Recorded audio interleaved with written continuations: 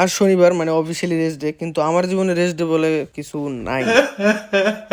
দুঃখের বিষয় হলো এটাও সত্যি। সো দুপুরবেলা ঘুম থেকে উঠলাম, উঠে ঘড়ির দিকে তাকাই দেখি অনেক 1টা বাজে, দুপুর 1টা 2টা বাজে। সো কিছুক্ষণ পর মনে পড়লো যে আজকে তো বাইরে বেরোনো, একটু বাইরে বের হওয়ার দরকার। তো সাথে সাথে একটু ভন্ডামি মুড চালু হয়ে গেল। তো বাইরে গিয়ে ফুটপাথ থেকে একটা নিনজা স্টুয়ার ভাড়া করলাম। হ্যাঁ, ফুটপাতেও পাওয়া যায় ভাই, পাওয়া যায়, চায়নাতে সব পাওয়া যায়, শুধু আমার লেভেলের মানুষের জন্য, সবার জন্য পাওয়া যায় না, আপনি অ্যাফোর্ড করতে পারবেন না।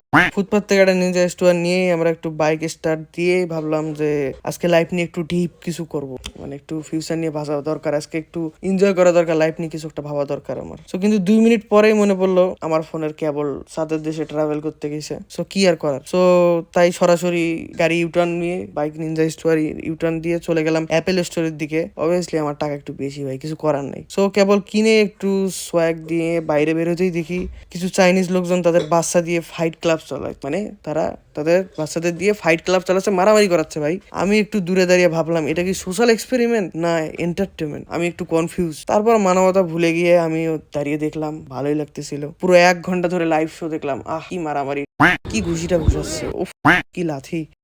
শেষে মনে পড়লো আজকের দিনটা প্রোডাক্টিভ না, কোনো প্রোডাক্টিভ কিছু হলো না, কিন্তু কি করার, এন্টারটেনিং ভালোই হয়েছি। তাদের ঘুষাঘুষি চাইনিজদের দেখে ভালোই লাগলো, চাইনিজরাও মারামারি করতেছে কিন্তু একটু মজা নিয়ে। সো আজকের ভিডিও এখানেই শেষ করছি। সবাই ভালো থাকবেন, সুস্থ থাকবেন এবং পেজটাকে ফলো করে সাথে থাকুন।